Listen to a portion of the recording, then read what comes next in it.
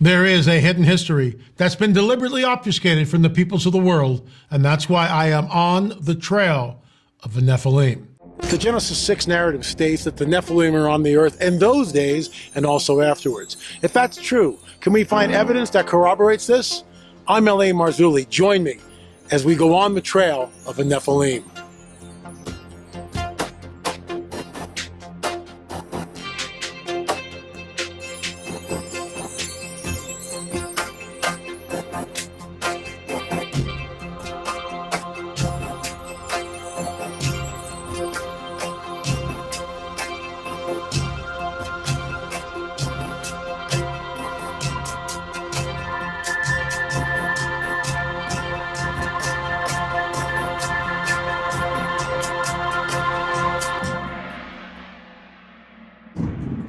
Unbelievable story. I read it today. Actually, hats off to my good friend Matt Brunet for sending it over. If you've got stories like this, please shoot them over to me, la@lamarzulli.net.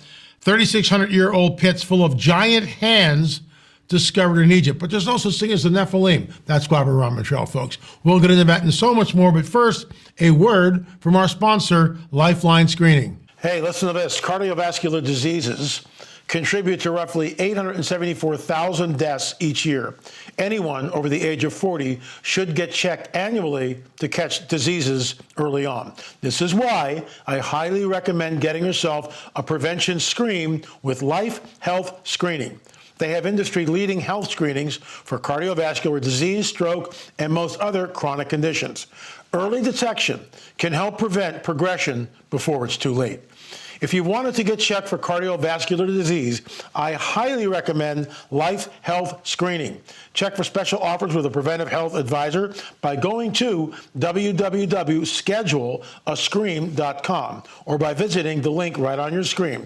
Once again, www.scheduleascreen.com. Scheduleascreen.com. Folks, I do it.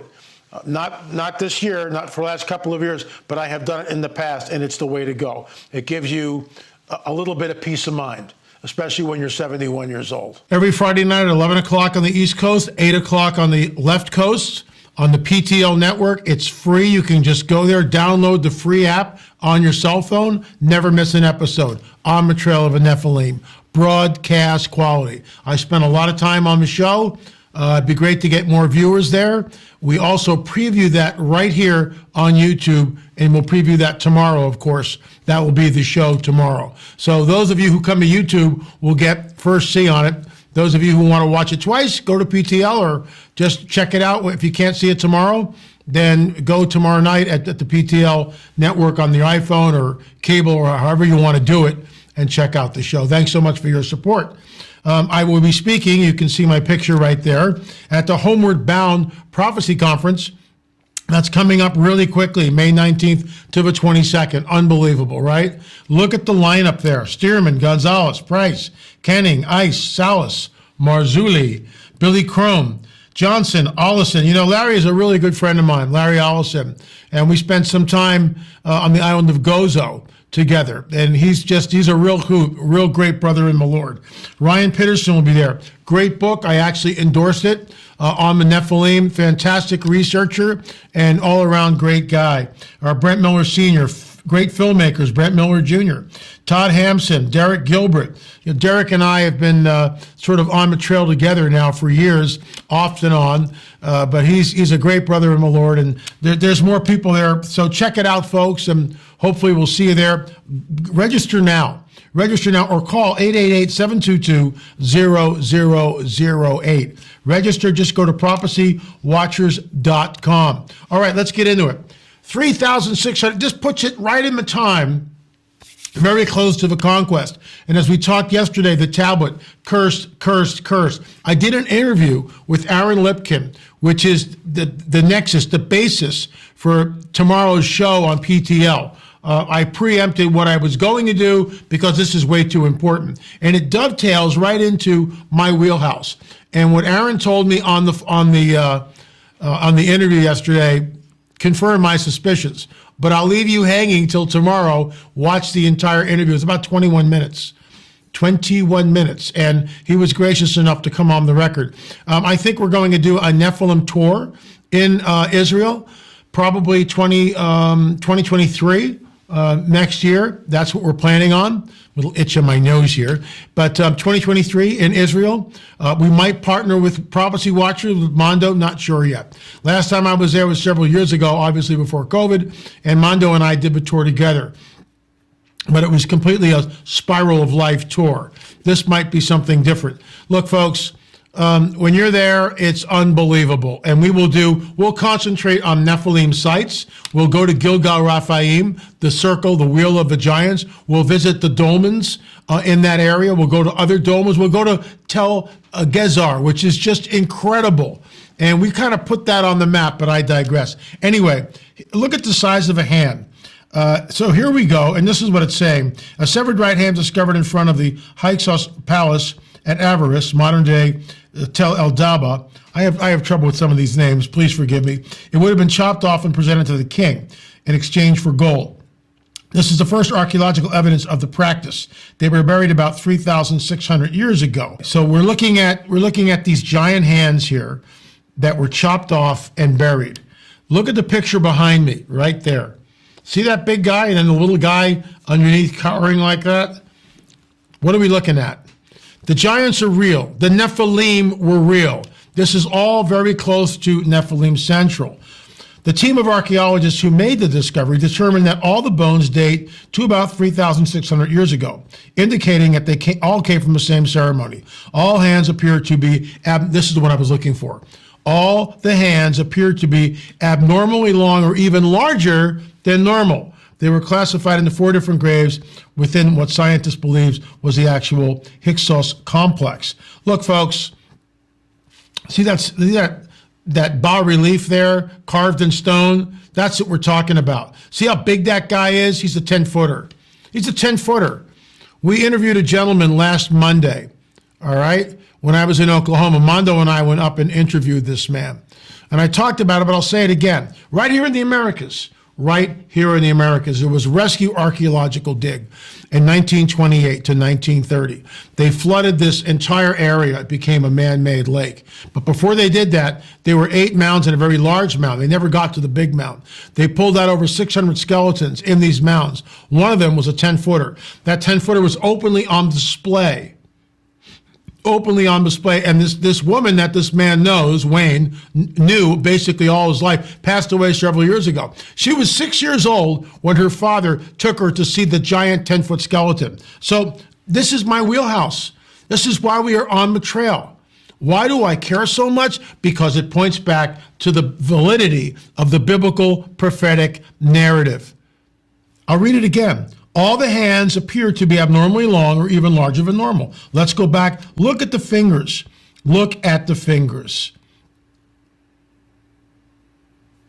And I have a problem with this, and I'll get to that in just a second. Look at the hands closely. Let's go to the far right hand, the middle of a screen. Look at all the pottery shards around that, right? Look at the hand, which is sort of isolated by itself. Okay, let's count the fingers. Why hasn't anybody brought this? Why isn't anyone talking about this? Let's count the fingers that we see. 1, 2, 3, 4, 5. Where's the thumb? Thumb's not there. Thumb is not there, is it? Right? Let's go to the left-hand side and count the fingers there. 1, 2, 3, 4, 5. Is that long finger a thumb? You tell me. And look down here in the lower, it's on the left-hand side. That looks like a thumb bone right there. See it? It's under the hand, which is like this, okay? And the thumb would be, it's very close to it. So here we have 5 fingers, but notice the size of the thumb. It's normal, right? It's a normal sized thumb. Again, I call your attention. Look over here to the hand, which is kind of like this. All right, but there's no thumb. So you have 1, 2, 3, 4, 5 fingers. They're all very long, but there's no thumb. So were they 6 fingers? I don't know. I would love to be able to talk to the archaeologists and find if there was evidence of 6 fingers. Because we know the Nephilim had 6 fingers. How do we know that? From the biblical prophetic narrative right here. It's written in here. It's written in our Bibles, and that's why I am on the trail. This find could reveal the true story about a civilization of enormous dimensions, where the discovery of these giant hands could shed light on ancient stories that were previously discussed, were only fables or inventions of conspiracy theorists. There is a hidden history that's been deliberately obfuscated from the peoples of the world, bully for these people, this team of archaeologists who uncovered this and is now bringing it to the world. Folks, they were here. They were here.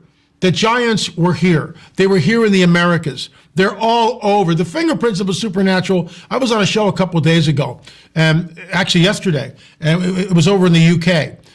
And this man was asking me pretty much stock questions. We always give a sheet of questions for people to draw from in case they can't have it. Most people don't have the time to do the research. If you're doing shows 5 days a week, you got to send questions. And so that's what we did. We sent questions, and I just went off. I mean, I just went off, and I was on fire because we see vestiges of the Nephilim from certainly the Levant, and then it goes westward, and it's everywhere. It's absolutely everywhere, and that's why we are on the trail.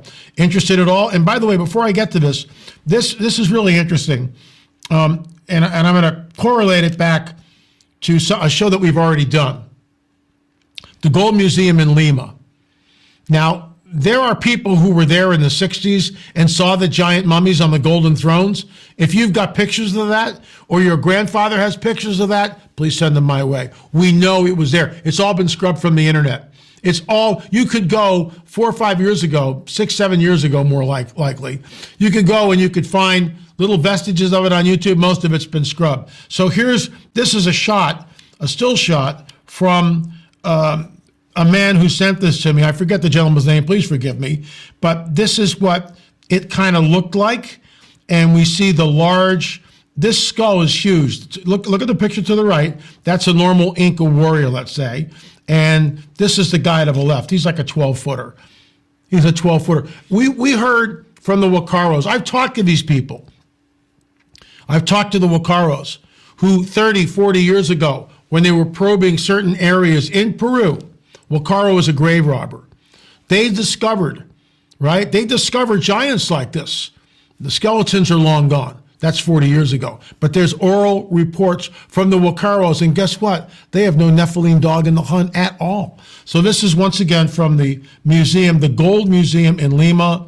There's another shot of it, and we can see that things are changing here. Now it's only from sort of a neck up. So I don't know what to make of it. I know that there were pictures, there were rumors they were 9 to 10 foot skeletons encased in gold thrones. If you're interested at all, and man, I hope you are, please go to our Uscreen account. It's streaming.lamarzulli.net, streaming.lamarzulli.net. What are you waiting for? What are you waiting for? You can download them all for just basically nothing. You help keep the lights on here, and you will enrich what you know about world history. Because I'll say it again, there is a hidden history that's been deliberately, with every deliberate intention that they can do, hidden from you and me. And that's why we're on the trail. Let's get into our UFO disclosure discussion tonight. I think you'll find this interesting. And hopefully, if you have a UFO report, please shoot me the email. la@lamarzulli.net, la@lamarzulli.net. We get them almost daily from people. Folks, they're real, burgeoning, not going away. UFO disclosure, it's our free film. If you scroll down a little bit, open up the text box below this, you will see, just scroll down, you'll see the link to the free UFO film. I'm working on number 2. It will be released at the end of April, definitely, because I've got the body pretty much roughed out, and now I'm polishing. I'm going back and adding music and effects and everything else. I'm also working on number 3. So there's 5 films that we know about. We've already shot most of the film for 3, 4, and 5. So we're in post-production on all, and we're trying to make them better. We might be bringing God's Shimura up here to help me with the editing, get another set of eyes before we release it to the public. So more about that. But here's what this gentleman says. Mr. Marzulli, in 1966, while hunting at night with my cousin, we came upon a disc-shaped UFO sitting on the ground. This is the strange part. The UFO was running some type of engine which sounded like a present-day jet engine, which makes me believe that this was some sort of secret government project. Both he and I assumed we were somehow detected by the craft operators as we were approaching it, because the craft suddenly shut down the engine, lifted straight up off the ground without making a sound, came towards both of us approximately 75 to 100 feet above us, and proceeded in an eastward direction, gradually gaining elevation. We watched this craft for approximately 1 minute, and another object came from a northward direction, flew directly over the first craft, and both disappeared. I have more details, but this is the short version of the encounter we experienced. I have not written back. I will be writing back shortly after this broadcast is finished today, and try to get more details. Maybe he'll come on the record. We'll see. A lot of people won't do that, even though Fox News and CNN and basically all the media have now, and our government has declared that UAPs, unidentified aerial phenomena, are real. What are we waiting for? What are we waiting for? Why won't the church? They still won't address it, but we address it here every day. Why? I'll tell you why. Because it is the coming great deception and the Luciferian endgame. Free film. Scroll down, watch it. You need to. It's that important. Moving right along, folks. Thanks so much for watching On the Trail of the Nephilim. Thanks for your support. We really appreciate you coming here every day. We're trying to get our numbers up, and we're looking for sponsors. So if you have a product that you'd like to have us advertise on the show, we can certainly do that. So thanks so much for watching. Remember, we'll see you on the air or in the air.